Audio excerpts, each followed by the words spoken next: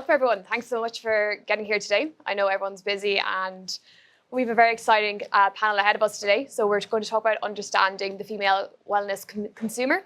And we have a fantastic panel with us as well to talk us through it. So we have firstly Amy Mooring from Hunter and Gather.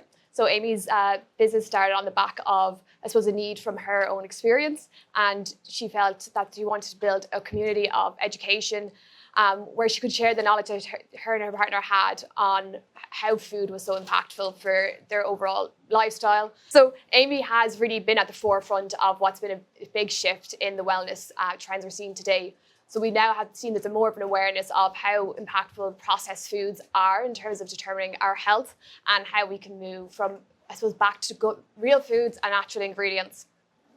So Amy's business is built on the back of the fact that we're going back to foods that our ancestors would have eaten and how we can adapt that to our lifestyles today. So Amy's gone from building a community that then evolved into many products. And today they're in hundreds of thousands of households and have been distributed through retailers and D2C as well. And today they're one of the leading names in the UK in clean foods and supplements as well. Next, we have Alana. So Alana is co-founder and CEO of Good Stuff. So any of you may have heard of them through their various media ventures, from everything from their TV shows, podcasts, radios, and books. Alana's business came out of the back of being involved in a medical study herself, and she realized the deterministic impact gut health can have in terms of your future health and your everyday lifestyle, and have a very strong mission at that point of how we can get this information to more people. So from there, they're naturally evolved into their products and their line of how we can fit gut health and supporting your microbiome into everyday lives. So Alana has really been able to demonstrate the impact of community and how much content can really create a really strong media arm that has evolved into a real commercial asset. They've just been acquired by Hero a few months ago, and it's really just proven out how much this whole trend has shifted in people understanding the importance of gut health. And she's really been at the forefront of spearheading that. And then finally, we have Lottie Whyte. Lottie is co-founder and CEO of MyoMaster. So Lottie's business came on the back of focusing on an area of health and sports that is often overlooked, which is recovery. So Lottie has built a multi-million-pound business on the back of that. They've focused on everything from compression products to ice baths, saunas, and everything in between. And they've become one of the leading fitness brands in the UK today, and are well known both from that, and also many of you might recognise Lottie from her appearance on Dragon's Den, where she has very much been praised for her incredible entrepreneurship and approach to business as well. So, Orla, fair play for remembering all that. Exactly. That's a hard crowd over. That's a hard crowd over. Now we're back into more of the discussion. There'll be a bit more flow for now, but thanks for bearing with me. So the female wellness consumer has been getting so much spotlight, and understandably so. It's projected to double between now and 2033, and it is part of what is $1 trillion business. So I'm really interested to understand, firstly, how you view the female wellness consumer, and is it too reductive to give it that term, and what are the archetypes within that you really focus on in each of your businesses? You want to kick us off, Amy? Yes. Hi, everybody. So it's a really interesting time for us because we're definitely evolving from quite a niche consumer, which was the keto, paleo, both female and male, into much more of a female wellness consumer. And we've done a lot of work over this last year, and we do have a rebrand/refresh that's happening later this year, where we've really delved into the archetypes and understanding who our customer is now. And I think what's been interesting for the Hunter and Gather journey is that we were really early. So our niche consumer was that really, a bit like Jeff and I'd probably call us slightly crazy at the time. There was biohackers, there was the keto, the carnivore. And actually we saw over time that our products were shifting into different consumers because of just the way the environment was changing. We'd gone through COVID, people were losing trust in a lot of medical establishments in particular, and there was a lot more focus on, okay, I need to take health into my own hands. So we definitely saw a shift from really, really educated people that wanted like specific lab testing and sourcing to people that were maybe seeing information on TikTok or Instagram and were interested in what does seed oil free mean, or what does why would I want to be sugar free, and we've definitely seen a bigger shift in that it's becoming an everyday conversation versus a niche weird set of consumers that I was. Thank you. Pass the baton. Yeah, I guess like Amy, we were really early. You know, we set up the Gut Stuff in 2017 when everyone was going, what the hell are these two talking about? It's nice to see people finally know what gut health is now. But I guess we sort of sat in two camps when it came to customer archetypes, really, is people with gut issues, which is 50% of the population. And I guess now how that's evolved is our products and services, you know, factor to different things. So for example, our app is more suited to the people with gut issues than say our food and drinks range is. That's definitely more of that wellness consumer. But I guess when we started out, our mission wasn't to reach a wellness consumer. They didn't really exist back then, really. As Amy said, it was quite a niche part. It was always our mission to make gut health affordable and accessible for everyone, which obviously made marketing very difficult. It's like, who's your customer? I'm like, everyone. Are they male or female? Everyone. What's the age type? Everyone.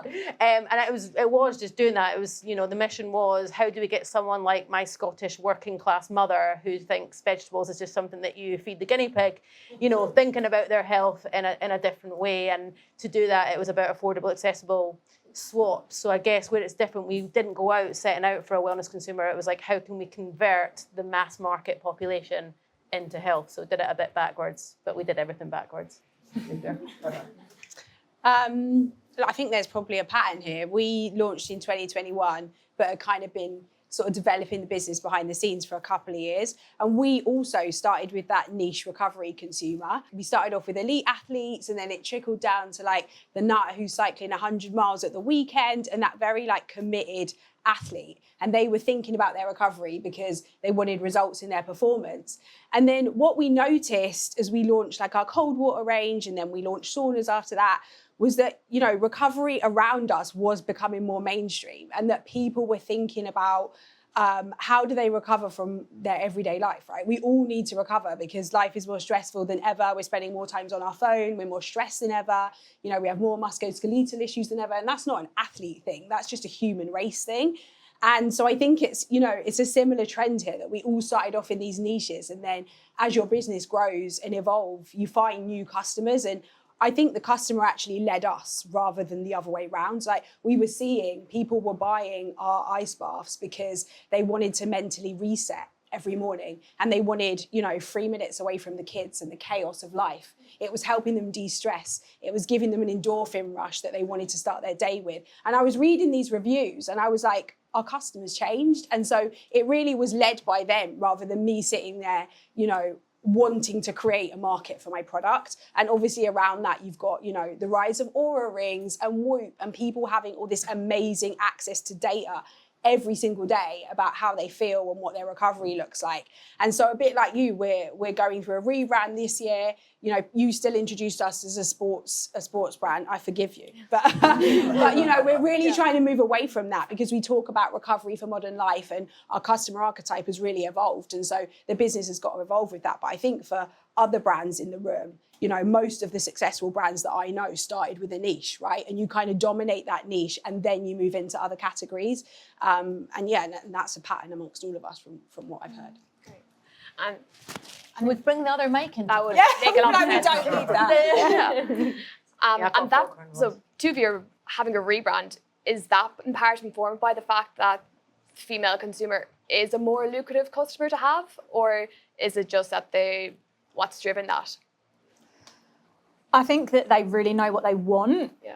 And if you're too confusing, or maybe you're too scientific even, for the mass market consumer, they may need a softer approach. Like I know you've got one of the questions for me later, is that we're a cross-category brand. We could be very confusing right now for people that don't know why they should be taking each one of our products. And why do we have mayonnaise and collagen? Like, we're kind of a really weird brand. But when you're a keto consumer or a paleo consumer and you came in with those need states, it completely made sense. We don't to the lay person on the street. They then know us for, okay, that's where I buy my collagen. We're doing work on, okay, well, we're a lifestyle wellness brand, but how does that move from specific, like pure niche into actually we can help you feel better, look better, eat better with your all-round support, and it's much more accessible rather than someone feeling like they have to be a particular consumer to use your products when actually it's not. So like for Lottie, moving away from that real like specific sports and maybe more into holistic and female-led approach, you're going to open up a much bigger market. So it's just the timing of things. That if we had started like that, we wouldn't be where we are today. Yeah. So you can't forget that. It's an evolution of a brand as well. And obviously there's been really great sort of trends and shifts in people's behaviour, but we have to constantly keep up with that as well. Like we've been banging on about ice baths and saunas as a brand, which has then also, there's others that are doing that, and that's supported them brands like Lottie's. I think you can't just necessarily just like go buy a trip because it's great. Yeah. You buy a trip because you're buying into the ethos of calm, and it's more than just like a functional product. And I think consumers are very savvy. Yeah. So we're moving much more away from function, you buy this because of this, and being quite hard-lined, to join our club, we can support you, much softer. Yeah. And then that's more accessible for the Scottish mother. She's only just on board. It's only taken her a decade. Now you got the exit. The first one was, yeah, exactly. The first one was, I've sent the bars, and she's like, oh, they don't taste like birdseed, that's good. I'm like, when, get that as a review, mother, thank you. Put that on Amazon. Love that. And I know that education is a huge part of your businesses.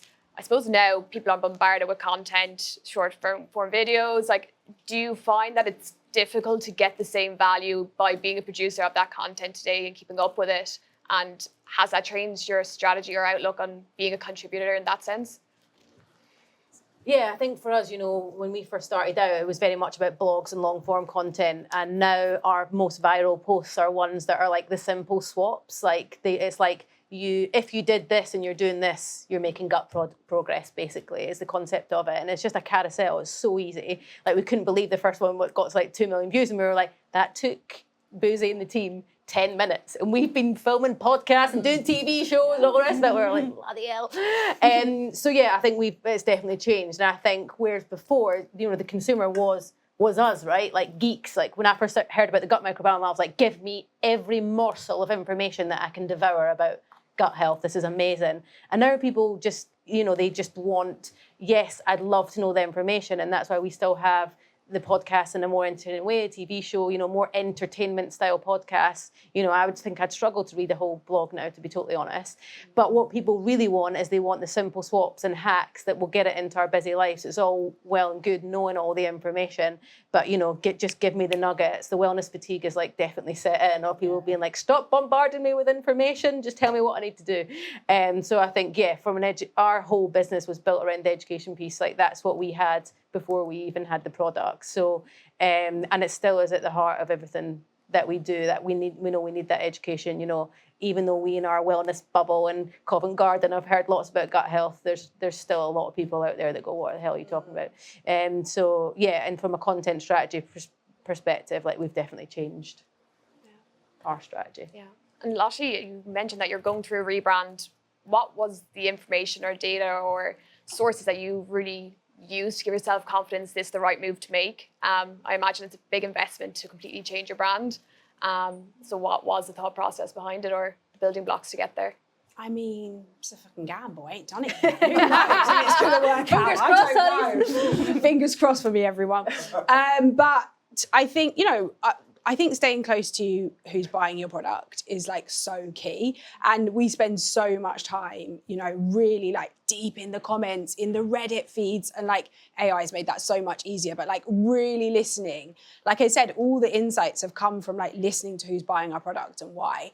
And I think also, I don't know about you guys, but we were pretty much a bootstrap brand, right? Like we started around our kitchen table, we layered things on, and as we saw opportunities, we launched more things. We did new website page. A lot of it was kind of very scrappy and like and kind of layers as we went along. And so I think you get to a point in your brand, certainly when you reach a certain number of customers and revenue, and you get some real momentum behind you, where you're like, you kind of take a step back and you look at the whole thing and you're like, this is obviously layers. And for the consumer that's coming in, it's not that much of a holistic experience. It's not necessarily got like clarity of thought about where you sit as a brand. Like Trip is calm, exactly as you were saying, like, what does this brand stand for? Where does it sit? And I think for us, it's less about like, we're not going to change our name. It's not about throwing out the old and having to relaunch a brand entirely. It's just about recognizing that like, it was super scrappy. We layered stuff on top of each other. And now we want to present a really clear sense of who we are to the world,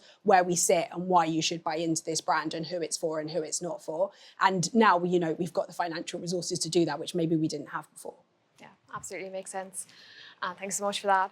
And I guess then in terms of, have you noticed that you would have started out with a very niche consumer, and now that you've tacked away from them, do you feel like you're still able to serve them effectively, or is it part of the package that, look, you're going to not have the same customer throughout the life of the business? Yeah, I think for us, it's like the core values are still the same, but it's just the way that we're talking about them. So going from those really in-depth blog pillar articles that we have available for that consumer that still wants it, but having little TikToks or Instagram or easier to digest content as well. So we don't forget our core consumer who was there at the beginning. We have a Facebook group that's got loads of people that have been with us for years, and they do a great job of actually answering questions on our behalf to others in there. So building that community. We also do things like if we're changing pack size with the rebrand or pricing, if you're a subscriber, we're going to keep it the same.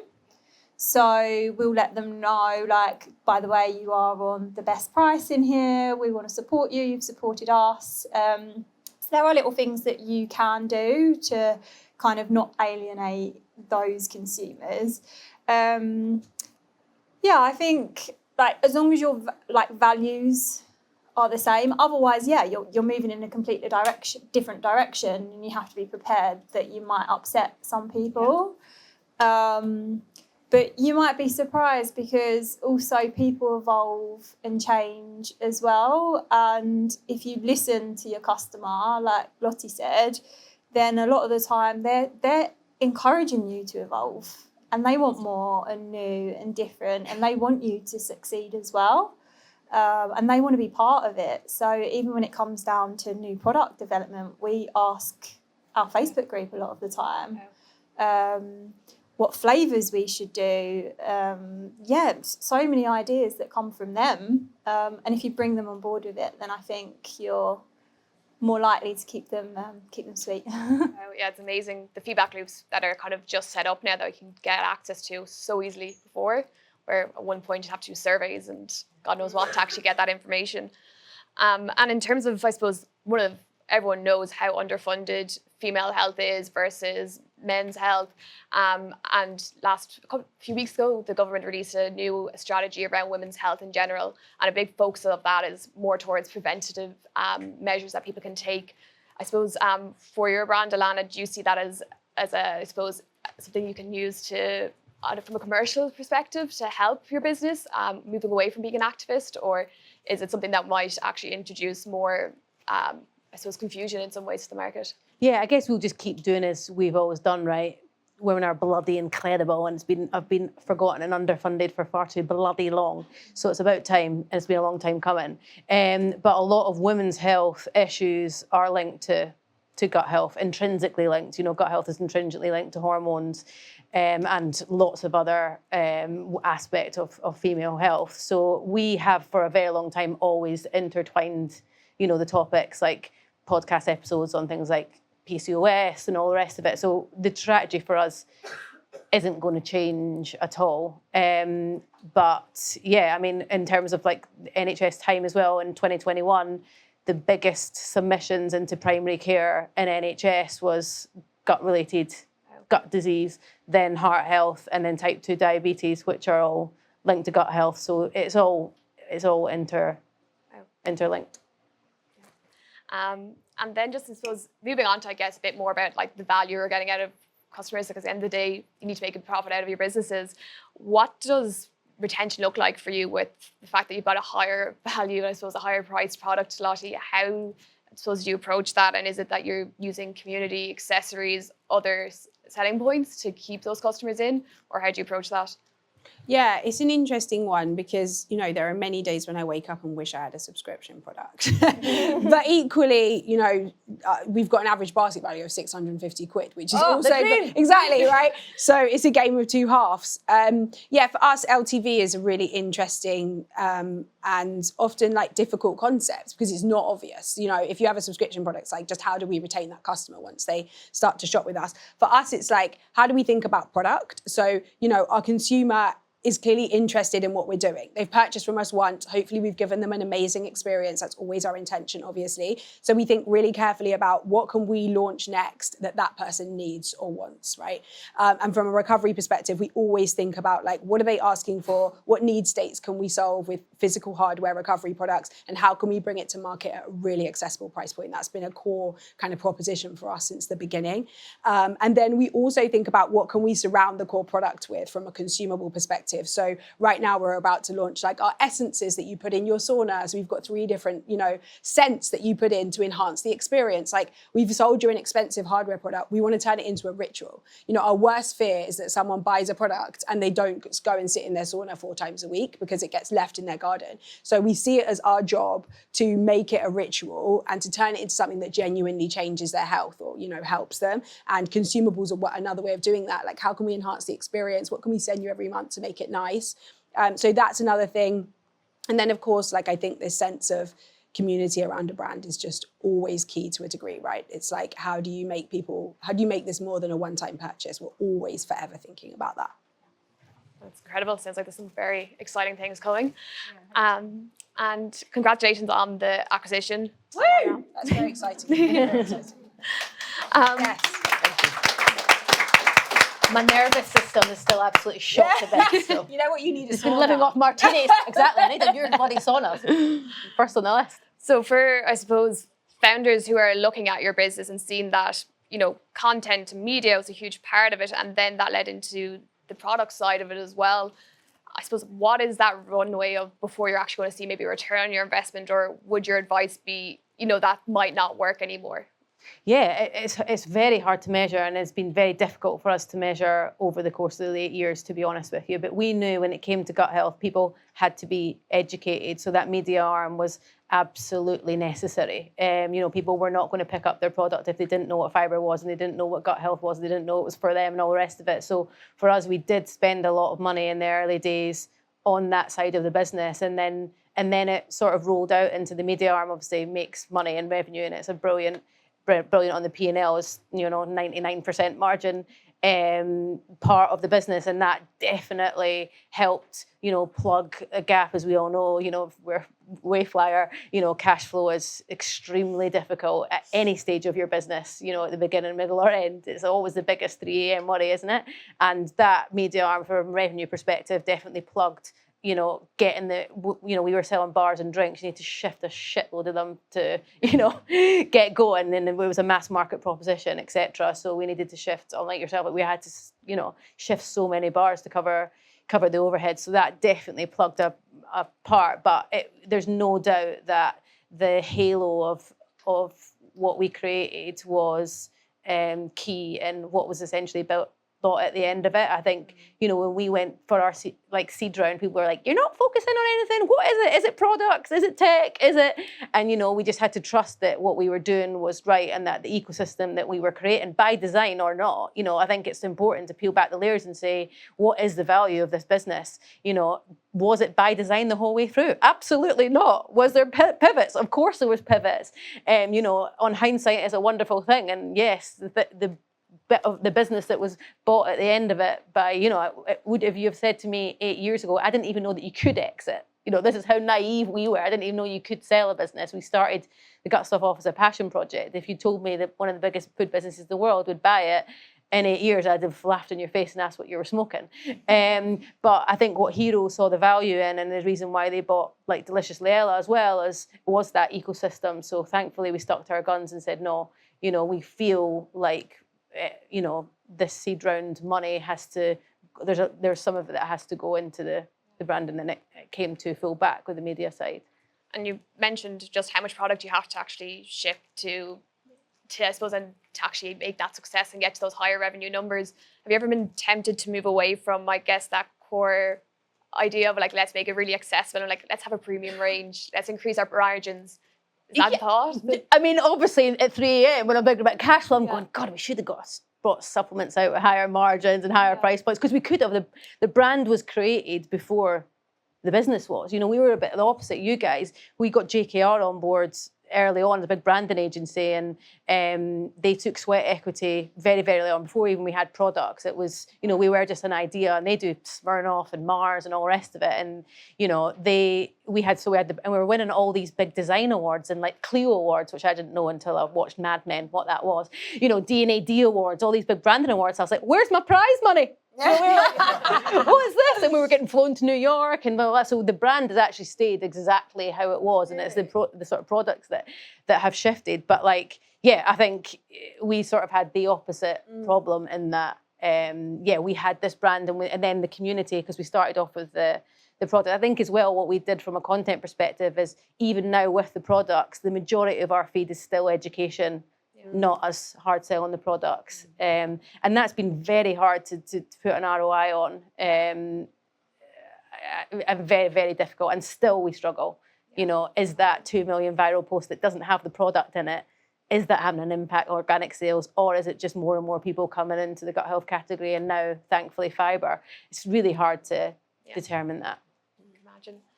And Amy, I suppose on a similar thread in terms of fact, what you're addressing has become more and more mainstream.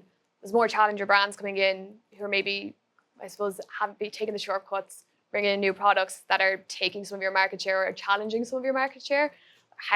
What is the moat you see there, or how do you, even as a business owner, manage the anxiety, I guess, around that when you see those coming into market? Yeah, it's so weird to have like brands pop up that have like, especially when there's one recent that's copied our like design, and I'm like, we're changing that.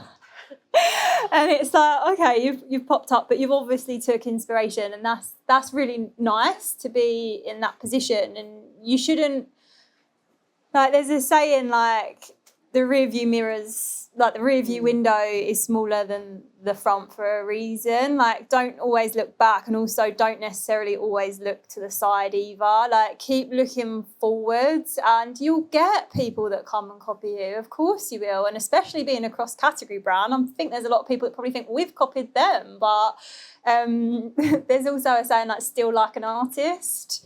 And artists take inspiration from everywhere, and everyone's going to do that. So all that you can do is be authentic.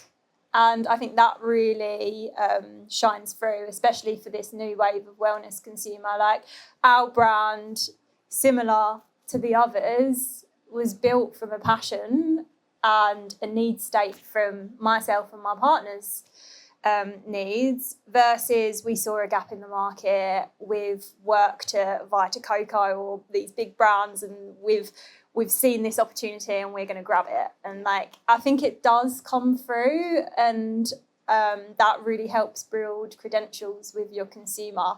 One thing that like we grapple with is how involved as founders you should be in marketing and content, because there's this big wave of founders being very involved in the content. And Jeff and I were to a certain degree, but then there does seem to be a bit of a tipping point that the brand also needs to get bigger than me and Jeff. And we're in that right now. We're grappling because we're seeing some great brands come through and their founder content is insane. Yeah. Like, the founders are more marketeers than they are actually entrepreneur business, and they have someone else running the business. And you're like, okay, wow. We're trying to do a bit of everything, and we really have just, like Lottie said, layered on layer on layer and tried different things and tried different things. But coming back to the original question, like, you do you, people will copy. Like, you can't protect recipes in the food space. You can only really protect brand. But even then, people can get close. I mean, look what Aldi and Lidl do with some of their... And M&S now. Yeah, M&S have launched an avocado or olive oil Oh, mayo. they did our bars as well. Good luck to you all. And it's something that they do, and it seems unfair. And what was a real kick in the teeth once was that M&S came to a small thing like this that I was attending, and they sat, and it was meant to be like a sales pitch, like for you to get into M&S. And it was the head of product development. I was like, fuck off. Like, why am I sitting here telling you how well my sales are doing with the head of product development? Like, come on, we're not stupid either. And consumers aren't. Like, there's a bit, when it comes to like private label stuff, there's like tiers within what a consumer wants. And there is a bit of an elitist, especially in like the wellness consumer, I feel. Like, having a brand on your counter actually does mean for something as well, and it reflects who you are as an individual. Like, why would people choose to have trip over a Schweppes or something, lemonade? Or, like, brand has a lot of power, but you've got to earn it. Yeah. And it has to be true, and it has to be from a place of credentials and trust, and it takes time. We've all been doing this for not just 1 year, 2 years, like, it's a constant, and you have to build that gradually sort of over a number of years. And a 10-year overnight success is another saying that you hear a lot. A lot of people just see a brand and they're like, oh my God, they've come out of nowhere. They've been around like 10, 15, 20 years in some cases. Yeah. I suppose it comes back to that difficulty of putting an ROI to the brand, but it's probably in those moments where you retain the customer that you probably can't quite measure. In terms of, I suppose, getting more repeat purchases out of your consumer, I know that your product is firstly like consumable, set up for it, and you also have a big D2C market as well. What's been the single biggest thing you've done that's increased that customer retention or repeat purchase? Yeah, I'd love to say that I had the exact formula and that I knew exactly what we were doing. Like, we've delivered to, it must be around 400,000 households in the UK now. We've got thousands of monthly subscribers, both across Amazon and D2C. And being an omni-channel brand now as well makes it even more difficult to look at just metrics, because ours is always worst case scenario. Because we look at our D2C metrics, but they can go to Waitrose, they can go to Tesco's, and you can't say, oh, my lifetime value of a consumer right now is this. The data hasn't caught up with reading Kantar and reading all of these different data sets and putting it into one. You can get a good idea from Amazon and D2C. So for us, it's been a case of, okay, well, we're going to set our business structure up that we don't mind where you buy. If you're going to be an omni-channel business, you can't really have preferences as such. I mean, D2C is great because you do get a lot of data, but we don't mind if you want to go and shop in Tesco's. So the way to ensure like retention is product has to be good. Like, first and foremost, if they're picking up a jar of our mayo, it's the best bloody tasting mayo. And it is. Agreed. Correct. And then we build trust, and then they put us on the side at a barbecue because, oh my God, look at this cool new mayo that we've got. And then they look on our website, and we have that. It's more of an anecdotal where it comes through reviews. So we use reviews.io and Trustpilot now, and we also do some survey work on post purchase. And a lot of it is friends telling others. But I think you've got to have a good product. You've got to have an easy system if you're subscribing. You've got to have incentives to stay. So ideally some loyalty or gifting. Skio is a great platform now for subscriptions where you can, if they hit 3 orders, then you can give them a free gift on the next one, and you can encourage different things. Skio. Skio. S-K-E-O. S-K-I-O. Oh, no. That's good. We used to be on Recharge. Yeah, but I think we had that. yeah, not so good anymore. Cancelled it. Yeah, so Skio's the new one in Right, town, I'd okay. say. There's probably other smaller ones that have popped up now too. And then obviously, yeah, we do loyalty rewards, so like points and surprise and delight. So our customer service team, we use a platform called Gorgeous. It connects in with Shopify, it connects in with social media.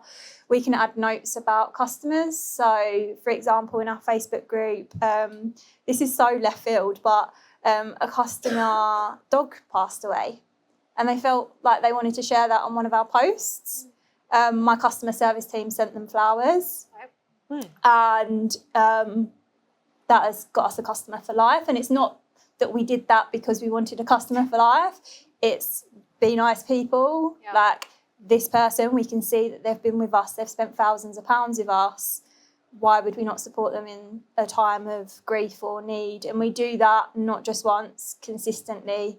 So we'll have people that have ordered because they're going through cancer treatment, or they feel like they need certain products now and health has become such a focus for them. So we'll have a conversation. They can pick up the phone and have an hour phone call with us if they want. So it's all these other little bits, like treat your customer as a human.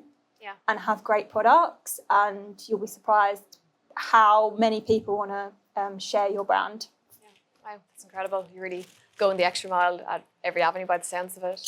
And Lottie, I suppose I'm interested to hear, I saw you did a recent LinkedIn post where you're moving away from posting on LinkedIn as consistently. You got a big follower count, but it wasn't really translating to anything, I suppose, getting product and more customers. How do you nearly check yourself on that focus and prioritization? Because I can imagine when you're the face of the business, when you're running the business, it must be hard to make those calls of maybe parts that you enjoy more, but where the actual value is might be on the ground, doing the less glamorous work. How you kind of check yourself on that? Yeah, it actually wasn't the case that it wasn't translating. Like, it was phenomenal. I went on a LinkedIn course, learned how to do it for a couple of weeks, started posting every day, and in a couple of months grew from 1K to 45K followers. And it had phenomenal value for the business, actually. We were getting investor opportunities, definitely customers were loving the story and coming off the back of it. And I could see that because people would be in the comments and also, what's really interesting is when you put yourself out there as a founder, one of the great benefits is that your customers come directly to you to tell you things all the time that you might not otherwise surface. So I had someone last night who had a problem with their delivery, and he told me the whole journey, and I was going back and forth with him, and that insight is so valuable. The reason why I stopped posting for a couple of months, despite everything it was bringing in, was because it just wasn't the biggest priority in my business. And I think the thing is, and you talked about these kind of amazing founders who are marketeers, and I'm a marketeer by background, right? That's the thing I feel comfortable doing. It's the thing I most enjoy. But I'm also the CEO of my business. And what happened to us was, after our Dragon's Den episode came out in 2024, we went viral. We had 50 million views on the clips, and we went from 1 to 7 million in a year, and we had 4 people. So what happened was, we were amazing at marketing. We made the absolute most out of that opportunity, and the business fell apart. The operations of the business were not there. The foundations of it did not exist. We did not have our supply chain nailed to deliver that, scope of sales. We did not have the right team. We did not have the right suppliers. We hadn't worked on all right, we've built all this traffic. We've made all of these sales. But as we've all talked about here, what really matters is your product good enough, and are you giving an amazing customer experience? So could I really sit there and be posting every day on LinkedIn when all of those things in my business weren't as good as they needed to be. So it's just always, I think, when you're running the business, it's very easy to be spending time on the things that you're comfortable with. And you get an endorphin rush from waking up and getting 1,000 likes on LinkedIn. Of course you do. It's like, oh, great. But, you've got to be really honest with yourself about what your business needs at every stage of evolution and about where your time is best spent. And you can't do everything, right? Everything you say yes to, you're saying no to something else. So for me, it was like, I want this brand to have true longevity. And I really want to give an amazing experience to our customers. Because if we don't do that, it might not fall apart this year, might not fall apart next year, but in 3 years' time, we're not going to be here anymore. So that's what I did. I just took 6 months off posting and doing all of that stuff. And I just got deep into, spending time in our factories. We rebuilt our supply chain. We rebuilt our operations team. We rebuilt our customer service processes.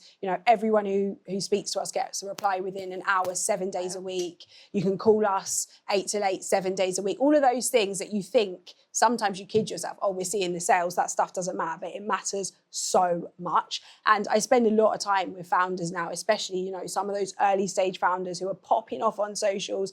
And you would honestly be surprised because some of them are sitting there on 200, 300,000 followers. And the sales aren't always there, for one. And for two, the actual business that sits underneath that hasn't been given as much care and attention. And I say that not to criticize, but because I think when you're starting out, those external metrics look so important and you're sometimes looking at other people. I know I certainly was thinking, oh my God, they're popping off, they're here, there and everywhere. But what sits underneath hasn't necessarily, the foundations, the true things that make a business great haven't necessarily been built and invested in. And I think it's our job as CEOs and founders to really check ourselves and to make sure we're spending time on the things that really make a great customer experience and really make a great product. Because without that, it doesn't matter how many LinkedIn likes you're getting, it's not gonna last. Oh, yeah. Incredible. And Alana, I suppose you've just been through big due diligence process. What were the investors most interested in about your brand versus others or this particular category that you're in? Yeah, I guess it's exactly to your point, not the fluff, basically. Yeah. And, it was the metrics, is this business that we are going to buy going to be here in 10 years' time? And does it function without Alana and Lisa as well, which is obviously a big part. We, had been up front facing, for the majority because our story was the bit that led it, initially. And, now it's a bit less of our faces, thank God. Like, am I wearing mascara today? Okay, yeah, we can do that. But yeah, it was definitely nuts and bolts. And I always say, like, it wasn't, the 7 million people that watched the TV show, those big, when people look back on the business and go, what were the best moments? You're like, oh, was it the TV show or was it X or was it Y? And it's like, no, it's the boring, consistent things that you have to do every single day that make the difference. Yeah. And unfortunately, it's not big, it's not exciting, it's not giving us that need the dopamine, much dopamine, but it is that resilience to, that will, and a lot of it in a due diligence process is, it's lifting up the bonnet and going, where's the value in this business? And who does it need to run it? And what actually can the acquirer bring? Because that was a big thing for us, like day to day, month to month, hour by hour, what is this big strategic bringing to our business and how can they help us apart from, the obvious things like cash and stability, etc. Like what is actually going to happen day to day? And I think that is, absolutely key. It's the boring, consistent stuff that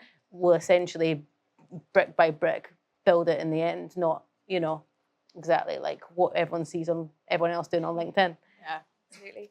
Might open up to the floor if there's any questions from the audience. Oh, yeah.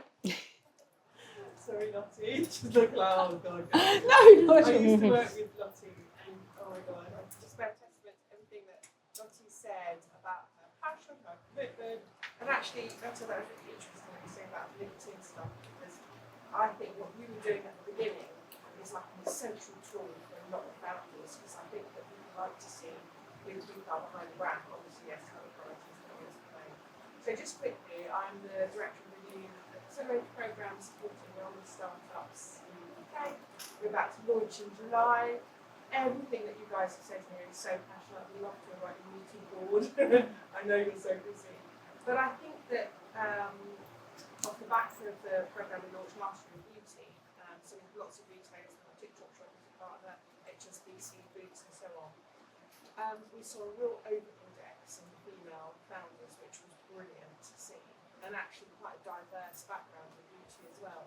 In this wellness program, we're expecting even more applicants, but I think actually just as many female founders like these brilliant women out there bravely, building new innovations and concepts. So I think my question would be, for those female founders, and I know it's tricky, what is the one piece of advice that you would give them to, I don't know, either imbue them with confidence or give them some sharp lesson in what not to do? Well, where do we start, honey? I mean, when I was growing up, where I'm from in Scotland, I didn't know anyone that owned their own business. All my family were joiners and electricians. I didn't have anyone to look up to in that sense. I think this goes for, female or otherwise. As a founder, I think is absolutely key. And I was so lucky that obviously I did it with my sister. I honestly don't know how people do it on their own. Hats off to you. But getting into a community like Buy Women Built or, Lottie and I are members of founders, just because I think when you are looking on LinkedIn, everyone's like, God, everyone's doing so well.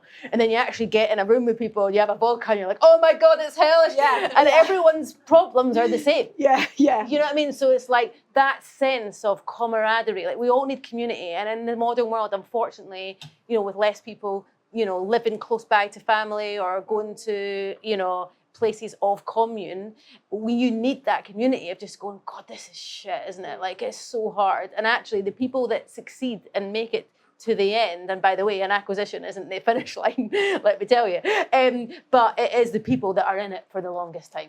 And that comes with the support of community. I think I would actually touch on something that you talked about earlier, which is like, really stay true to what you want to do, because I think especially when you start bringing investors on board or even other team members, you can get pulled in lots of different directions. And certainly I've got about 12 investors on my cap table. They're all lovely, but they all think they know best, and most of them do have willies, I'm just going to say. And they all think they know best. Sorry to the men in the room.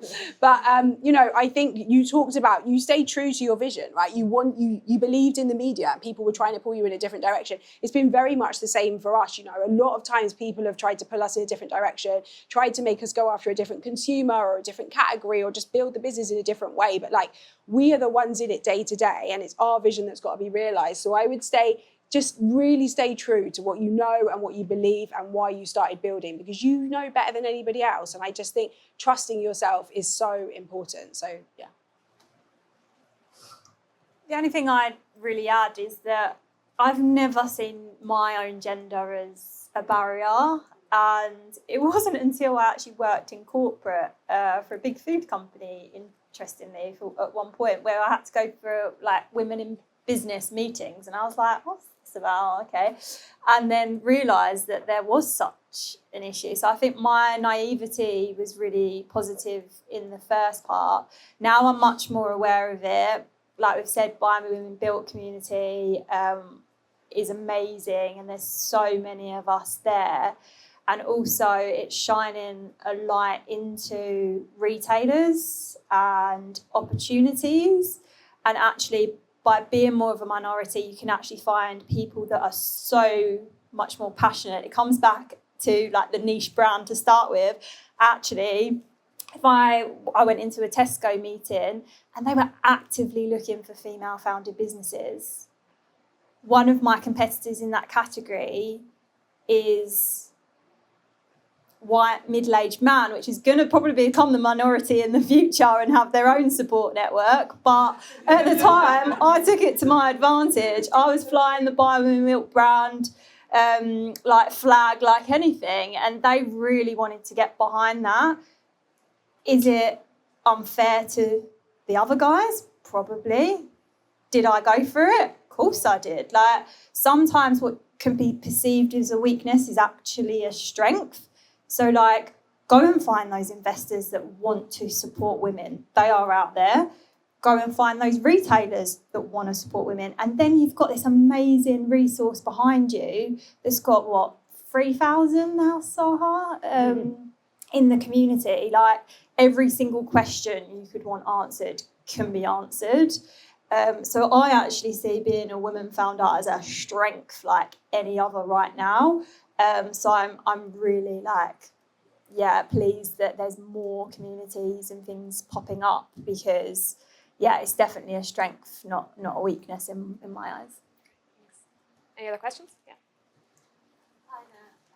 My name's Benanti. I'm founder of Liquid Insights, and we do insight and growth strategy. I'm really enjoying, first of all, listening to the journey that you've been on as female founders. It's been super interesting. But my ears perked up when Amy mentioned earlier that you've been delving deep into the archetypes of your customers. And I was wondering, how are you prioritizing? How do you know which ones to prioritize and how to target them? And maybe that's a question that I could then open. Sorry, and then maybe that's a question I can then open up to the rest of you as well. Yeah, I think there's so much more data that you can get out there now with insights, etc. So you can use, we've got obviously a lot of metadata that we can tap into, being a D2C-led brand as well, that helps. And we also do our own sort of questioning of consumers after our post-purchase. There's another company called Sorcery that we use that's great for like questioning decisions around brand changes or new product development or getting customer information. So there are a lot of insights that you can gain out there. Obviously your platform as well, which I haven't heard of, so can have a look at that. But yeah, those insights are all really important. For us, in regards to like the change of architecture, it was looking at who is buying us, but also who we want to be buying us as well. So it's not just thinking, okay, who's buying us now, but who's it going to be and how can we get clearer on that? And that was using kind of a big agency in the design space that has done this for many brands, really reflecting on the way that the world is moving. And to be honest, some of it is, as Lottie said, a gamble. Like, you've just got to go with your guts. Like, if I reflect on a lot of data as well, sometimes I'm like, all the data told me not to launch my brand at the beginning. Who the hell would spend £6 on a mayo jar? No one. The category wouldn't have supported that at the time. And you've got to remember that some of that magic is from you as a founder, and data's not going to always answer it for you. That's why we're entrepreneurs. So I think we're at the stage where, yes, it guides, but you trust your gut all the way through, because it hasn't let us down yet, I suppose, and just have the data to back it up, because you've obviously got boards and things that you've got to say. You can't just go, I think, all the time. They let you get away with it a bit, but the data there to support is useful.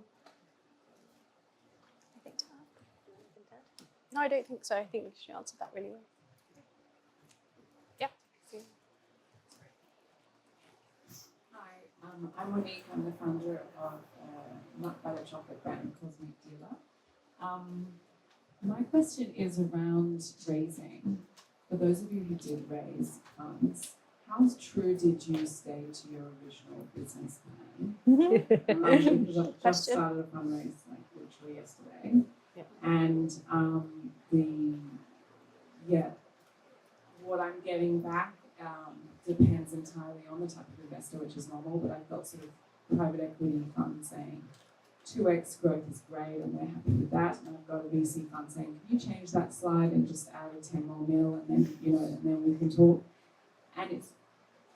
And I've always over-delivered in regards to our projections, and I'm just really, it's not in my nature to just add, I can talk to this. We've done every fundraising possible. Equity, crowdfunding, angels, you name it, we've done it. I wish I had found things like Wayflyer sooner, to be honest. Equity raises are difficult. I didn't know that you could finance with debt. I think, you know, coming from the background I come from, it's like, you're in your overdraft. Oh my God, shame. Or, you know, like, can't have a credit card and you can't. So like, I actually think equity fundraising should be at a time where you know exactly what you're doing.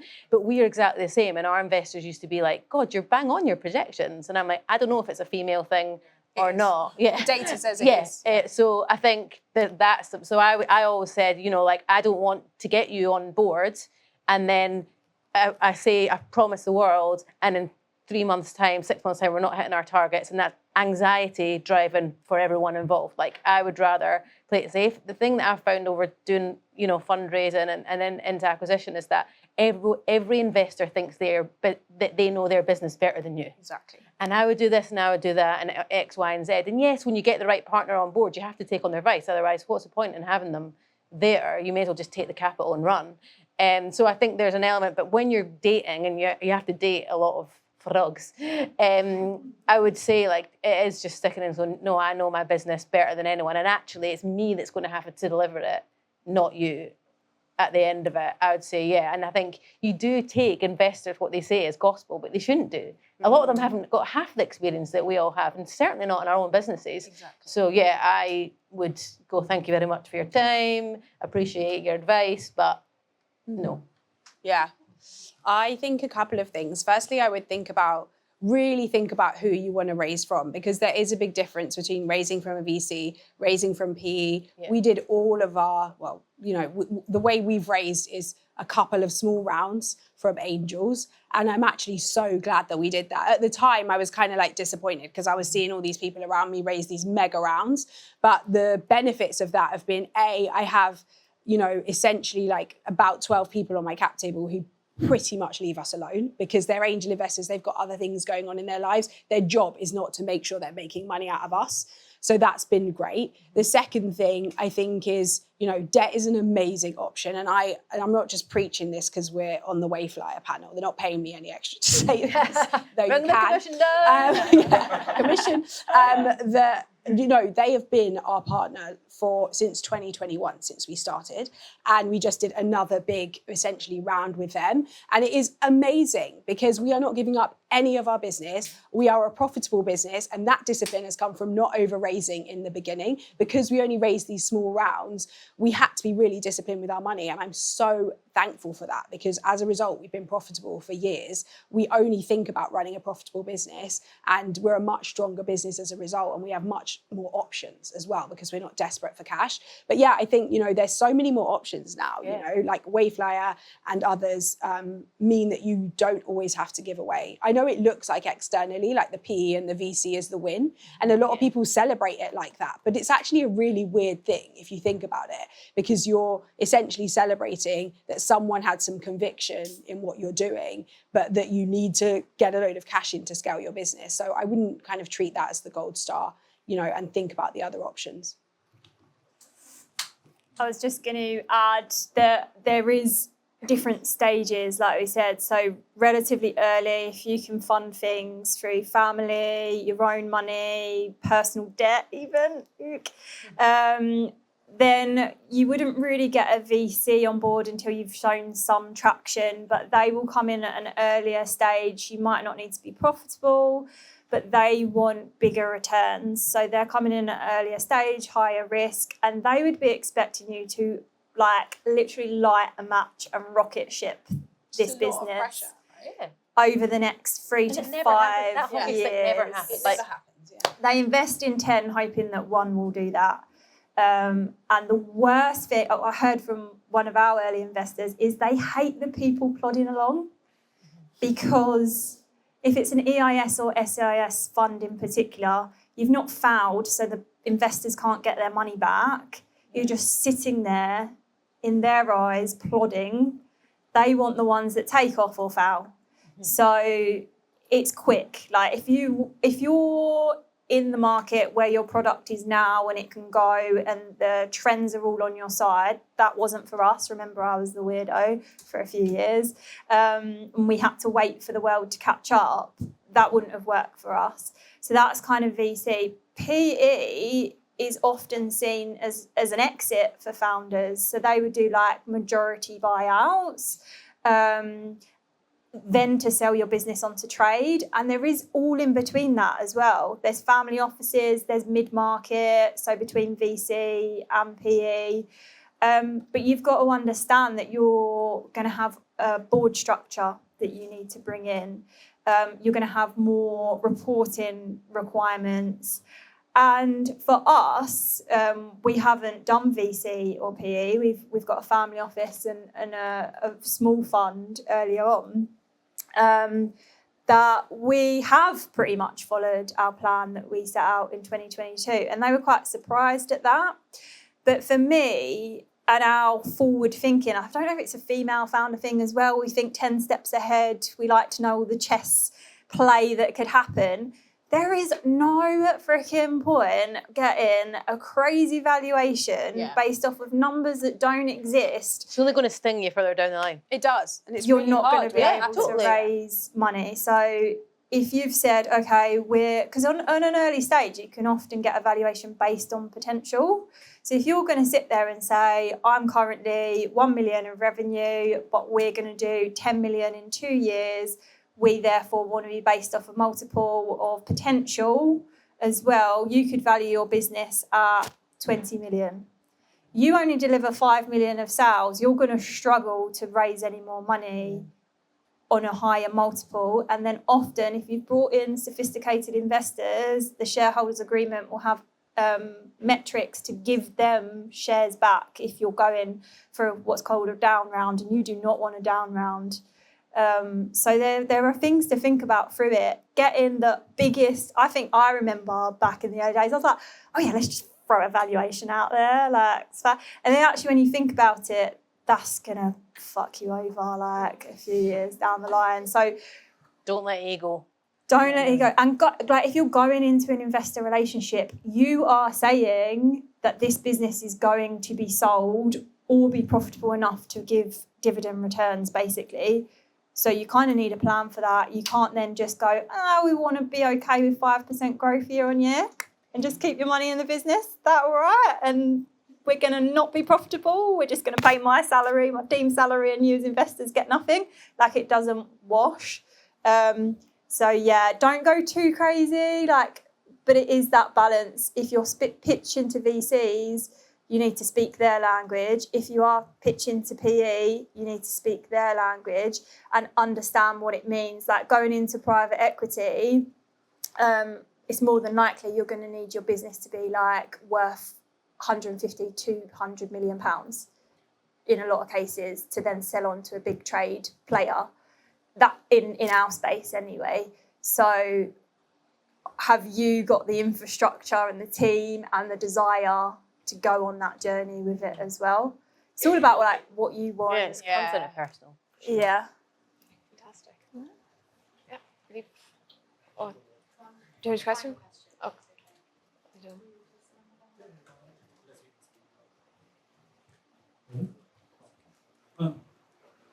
I'm the TikTok intern, and it's a Duel, which is, you may know, it's the female-founded global sport, the first one. And my job is to sell our supplements and equipment on TikTok. I've never done it, but I've blagged my way into the job. But my question to you is, how do you sell on TikTok? Bloody TikTok. $1 billion question. Yeah. And that, ladies, is the attitude that we should have, because a lot of the time we only apply for jobs and roles where we 75% can do it, whereas this guy over here has just walked into I love a the TikTok hustle. job, never having a clue. So he's backing him. I love that you're backing yourself and you're in the right room to ask the right questions. And no one knows what they're doing on TikTok is actually the reality of it all. We've trialed TikTok Shop and we spent about 50 grand on like samples to influencers and stuff like that. And we got really good initial sales. Fickle consumers, very fickle, and we didn't see the return in quite the same way. also via TikTok Shop. It's a bit like Amazon. I think that you can only you can't send loads of like emails, and you don't necessarily own the data in quite the same way. So like understanding how you retain those consumers has been a little bit tricky for us. There are brands that are doing amazing on TikTok Shop. For us, we're not quite there yet, and we still see, I think because our consumer is that slightly older female, she's still on Facebook. I'm still on Facebook. And like, don't get too like distracted by shiny things.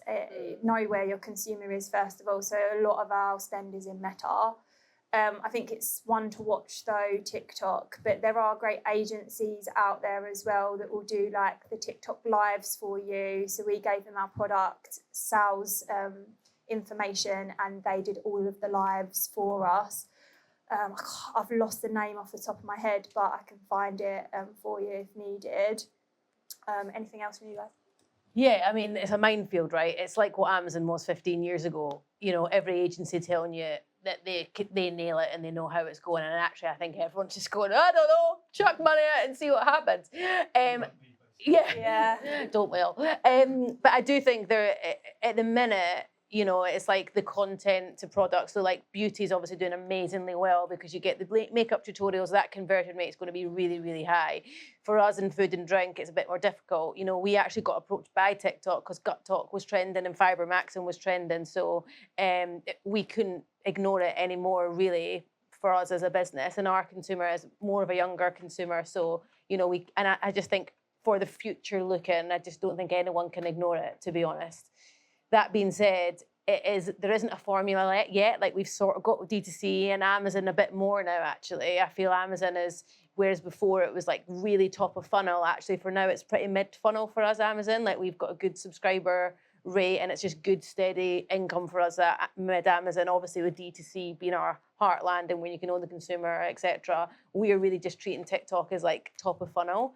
Like super top of funnel. So like, is it, you know, attribution? And it's just difficult from a business model perspective because it's solely based on discounts, bulk buys, that sort of thing. I think everyone's just finding their feet with TikTok, which is difficult when it's like you've got targets to hit and all the rest of it. But we are really just seeing it as an A/B testing model at the minute. And, you know, we go down our, like on Monday mornings, we have like a gut kickoff and we go down each customer on TikTok, we just go, it's TikTok. Do you know what I mean? Like, it is what it is. Like, let's not bank on that revenue.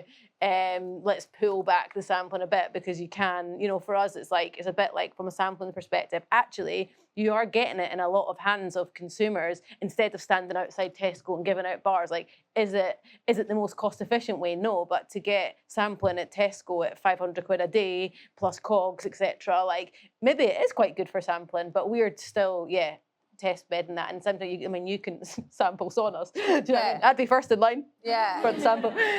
But you know, so I think it depends on your business. I think for beauty businesses, absolutely, fashion, that sort of thing, toilet roll. I think it's like the most bought thing, isn't it? Toilet roll. But yeah, for food and bev. But then people like Trip are absolutely smashing it. You know, they did, you know, tens of thousands of pounds in one live. And lives is something, it's just like QVC on crack. It's wild.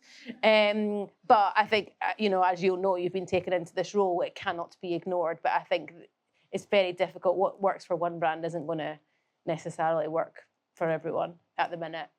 It's quite hard for a premium brand as well. I don't know where like your price point sits and... Right. Do you mean Dior as in the clothes? What? Do you mean Dior as in the clothes? No. D-U-E-L. D-U-E, all right, okay. I was like, Christ, who's buying Dior clothes on TikTok? That might be an uphill climb. First one in 100 years. All right. I needed a man, you know, to run the TikTok. So, You're the guy. you know, I was free. Yeah. Amazing. I can see you on Fit the the bill. lives. Yeah. So live is the way to go. Live selling. Live selling, but That is what the algorithm is pushing as lives at the minute, but they're expensive to run. Like, sure, if you've got the confidence and the know-how and the presenting skills to get in your kitchen or whatever and back wall and do it, but there does seem to be a bit of a knack of it. It's 3 hours of, you know what, Ben, you've got all these competitions and I've been on a few and it's like, press this button and press that. Like, it's definitely a skill. And they are expensive to do, but it's like with every social media platform, you need to see like, what are the algorithms pushing now in it. Yeah, but And it also, is live. who is your consumer? Yeah, 'Cause we wouldn't, totally. we You haven't wouldn't- touched TikTok. No, why would you? There's no point in us doing it Yeah. at this point anyway. We're Yeah. aware of it, and we might touch it when we're bigger from a top of funnel point of view, just an awareness point Chats of in view. the sauna. That's what the content Chats, could be. yeah. Oh, yeah. Dish the dirt in the sauna. It's not too expensive. It's just the consumer and what people are purchasing on there is not high value items, and it's not the right consumer. And I think the key thing, especially when you're a young brand, is it is so tempting to chase after every shiny thing, and you see other brands doing things, you think you should be present. But like I said before, everything you say yes to, you're saying no to something else. Like our meta is working amazingly well right now. And my philosophy internally is always squeeze every last bit of juice out of that channel before you even consider moving on to another one. Like unless we feel internally like we've done what we can do on meta because it's working, the CPAs are amazing for us right now.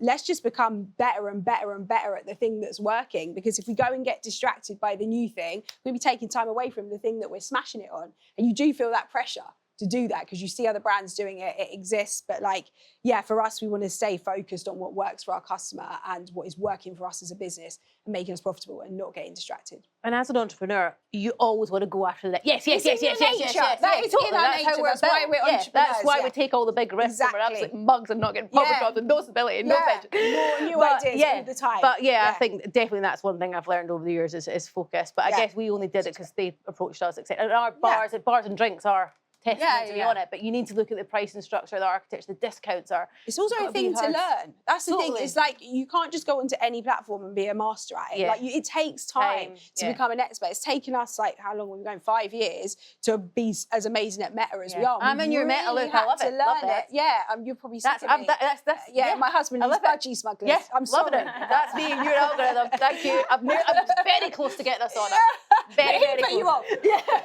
No, I'm there. I just need the two I'm women. coming for you, yes, babes. Good. I'm coming for you. I'll be their first customer. Yeah. 2 women infrared, that's me in. Yes, love it. Sorry. Yeah. Okay, I think that's time. So yeah, thanks so much for joining us today. It's been great. Thank you.